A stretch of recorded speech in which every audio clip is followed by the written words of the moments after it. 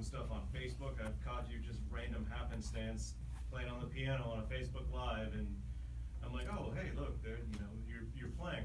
So you're talking about, you know, this next generation of people becoming desensitized and using new media and platforms and stuff like that. What do you see coming? You're utilizing Linda and making movies and such now, silent films. What do you see going on in the future? I mean, you're talking in general. In general, I mean, you've obviously got stuff, you know, that you have shelved, albums and such. Are you going to be doing other media platforms? I mean, what do you see on the future for you guys in general?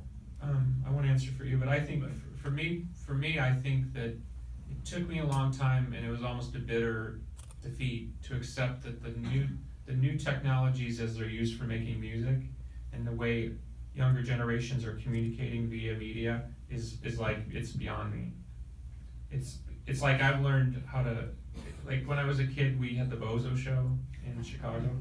It was a live action kids morning show, and so imagine I'm watching in like 1972. So I was seeing vaudeville people in their 70s, and there was the guy who like juggled the plates and, you know, fire on their head. I don't know. It was like weird stuff that must have come from vaudeville, and it was always this weird, sad thing of like they had a skill set, and it was only applicable for a kid's show at that point, or probably they had headlined the Palace in 1927 kind of thing. And you could tell these people used to be somebody, and that's how I feel sometimes. Like I have a skill set that is not really relevant to the culture that's come.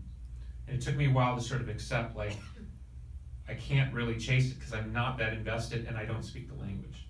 So for me, I've almost gone the other way, which is like, I'm just going to do what I do, and if people, you know, but I'm willing to accept that I'm in a sort of a redundant form of communication, because the speed that people are moving at and the socialization of, you know, music is, and this is another rant, but I mean, music by and large has taken a back seat to a different and wider form of marketing. In essence, we have brands, we have personalities, and the reason those brands and personalities are valuable is because they sell a lot of other stuff.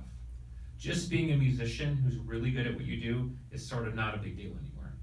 You can go watch a 12-year-old kid play Eruption by Van Halen and do it perfect, than, you know what I mean, than I could ever do it in a million years. So when the language has been sort of, not stolen, but sort of disseminated out to where it's like, it's no longer a sort of secret society, all I have left is to be arcane.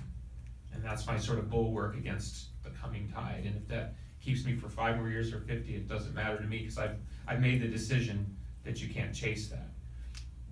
The flip side, and this does pertain to Linda, is like we're talking about, can we do what we do in that way through media? Like obviously this film takes advantage of technology, so I'm not anti-technology, but I think we're figuring out, like, can we speak our own language in the technologies and then still have something to say?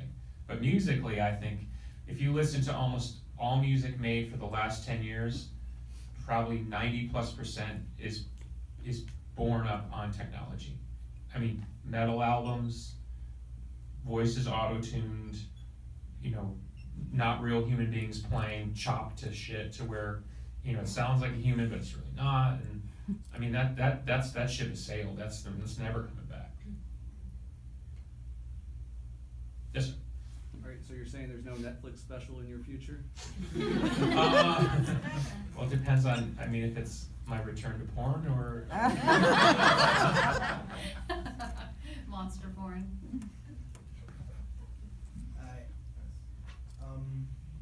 I noticed that there's a lot of spirituality that goes into your work, especially with this film in Anjalala. I was just like, because I know that you're a really spiritual guy. Where do you tap into your spirituality and your belief in a higher power when you're writing a film or writing music?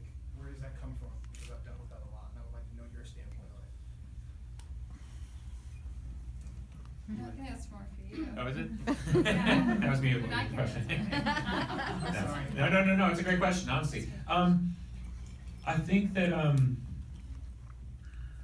in a non-partisan or dogmatic way, here's what I know, and it's weird because I can sit here for an hour and tell you what I believe, but I can't tell you whether what I believe is real, which is where people get uncomfortable because they think you're proselytizing. But here's what I know. For whatever reason, when I write and I'm in the right frame of mind, which isn't always, something speaks through me, and it's I feel I'm a filter for information coming from somewhere else. So if that's psychotically generated from within me, and I think I'm having an experience, it's irrelevant, because it seems to me, in a sensory way, I'm having an experience of an other, and that other is speaking through me.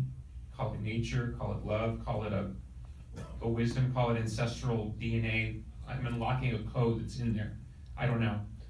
And I feel my job is almost custodial, like I'm trying to bend the light to say what I want to say. Like I have a say, but this thing has more power than me. And I'm sort of riding the wild pony. And that's why a lot of the songs, because you know what you imagine when I do press tours, people say, oh, tell me, I really like this song, like tell me about this song. And I literally don't even remember writing the song, and that's no lie. I have zero memory of writing the song. I couldn't tell you what I was thinking, I couldn't tell you what I was feeling, I couldn't tell you what day of the week, because I have zero memory. It's like an out-of-body experience. And I have a similar thing happen when I perform. Different, because I'm obviously much more conscious of whether or not, like as I am now, whether or not what I'm saying is boring, or I'm reaching, or people are heading towards the door. You know what I mean? There's a different consciousness, but at the same, I still have that sense of another energy speaking through me. So again, is that a religious thing? It feels that way to me, but then ultimately somebody will step up and say, well, how do you know? And I always say, well, how do you not know? And that's all I can say to it. Is that scary? Like having someone ask you about a song? I don't mean to drag this on. Oh, no, good. Is that scary, having someone ask you where a song or a particular performance of a song or an album or anything comes from, and you just being, I don't know, that was just something that took over me in that moment? That's actually comforting. I know that sounds strange, it's comforting to me. Because it means because going back to the riff on modern life is constantly telling you that, there is no more power more important than you. It's you, I, and I find that disassociative, like even with political stuff, and I don't want to be political because we all know that goes the wrong way, but when you get out in the country and you talk to, like me just traveling around when I was writing some of these songs, and you talk to people, it's like that's the greatest cure for like the idiocy that goes on in the world. When you actually talk to people and they tell you, this is my experience here, and then this is my experience here, that gets rid of the disassociative thing. That's the cure for modernity, because look, every generation for 2,000 plus years thinks they have it figured out, and nobody, as we sit here now, we're under threat of nuclear war. That's crazy, right? It's like 2017, it's like, did you see what Beyonce said? Oh, by the way, we might get blown up later by a nuclear weapon, because somebody now has the capability to reach American shores with an ICBM that, in the United Nations. It's like, and we normalize, it's like, well, what are we gonna do? So I like the idea that there's maybe a greater consciousness that interweaves and connects us together. And last thing I would say is, I was listening to somebody who was a quantum scientist talk, and the person said, we look into space and we think, well, that planet is 3 million light years away. And he was saying, in terms of true quantum physics, there actually is no separation. Like even as we're speaking, the distance between you and I, there's molecules and oxygen, and there actually is no separation.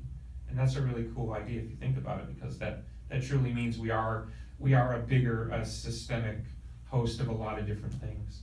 And so it doesn't bother me at all. I think I don't want to be that guy. You know what I mean? I don't want to. I think fronting and saying you have it all figured out it's really attractive. A rapper can stand up there and mug all he wants. He's really not alone, or she's not alone.